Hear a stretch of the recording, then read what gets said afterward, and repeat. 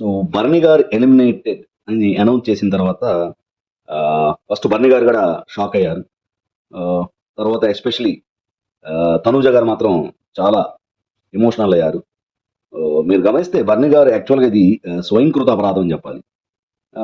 ఏది ఏమనుకున్నా సరే బాండింగ్స్ అనేవి కొంతవరకు ఓకే గానీ ఆహ్, ఎంత కాదనుకున్న 'దివ్య' గారు వచ్చిన తర్వాత మాత్రం తన గేమ్ కొంచెం స్లో అయింది. సో, దానివల్ల ఆహ్, తన యొక్క పెర్ఫార్మన్స్ ఫుల్‌గా ఇవ్వలేకపోయాడు. ఎందుకనో స్లో అయిపోయారు బాగా. సో, మీరు గమనిస్తే 'దివ్య' గారు వెళ్ళిపోయిన తర్వాత 'బన్నీ' గారు చాలా యాక్టివ్‌గా గేమ్ ఆడారు. సో, ఇదే యాక్టివ్ అది అసలు 'దివ్య' గారు వచ్చిన తర్వాత కూడా పక్కన పెట్టేసి అంత బాగా ఆడినట్టయితే సో, మంచిగా టాప్ 5లో డెఫినిట్‌గా ఉండాల్సిన వ్యక్తి 'బన్నీ' గారు. సో, కొంచెం 'దివ్య' గారు వచ్చిన తర్వాత వెనకబడినట్టు అనిపించింది. ఎందుకంటే 'బన్నీ' గారి బదులు 'దివ్య' గారు మాట్లాడేవాళ్ళు. సో, అది దాన్ని ఓవర్‌కమ్ చేయలేకపోయారు. సో, దానివల్ల ఎలిమినేట్ అయ్యారేమో అని అనిపిస్తుంది. సో, యాస్ 'బన్నీ' గారు చెప్పినట్టు 'శ్రీజ' గారిని అప్పుడు సడెన్‌గా లాగేయటం అన్‌ఎక్స్‌పెక్టెడ్‌గా. సో, అది కూడా ఒక మైనస్ పాయింటే 'బన్నీ' గారికి.